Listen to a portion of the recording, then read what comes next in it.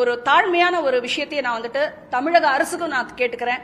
இதே தான் தெலுங்கானா அரசுகிட்டயே நான் கேட்டிருக்கேன். நாளைக்கு கேரளா அரசை மீட் பண்ணும் போதும் அவங்க கிட்டையும் கேட்பேன்.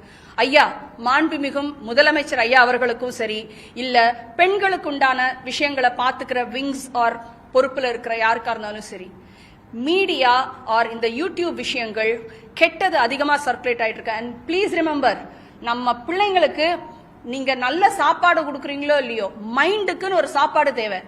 மட்டமான மோசமான விஷயங்கள் தான் இந்த பசங்களுடைய மைண்ட்ல இன்னைக்கு அதிகமா போய்கிட்டே இருக்கு.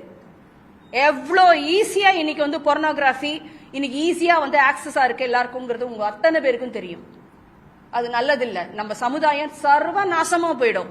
ஒரு லெவலுக்கு போகும்போது ஆணுக்கும் பெண்ணுக்கும் வித்தியாசமே இல்லைன்னு போயிடும். நீ என்ன அடிக்கிறியா, நான் உன்னை திருப்பி அடிப்பேன்.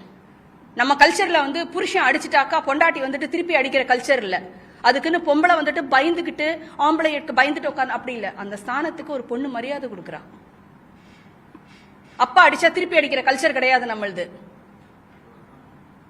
இந்த மோசமான நிலை ஐயா மாறணும். சட்டம், தமிழக அரசு ஒரு நல்ல சட்டத்தை கொண்டு வரணும். சோசியல் மீடியாலையும் இந்த யூடியூப்லயும்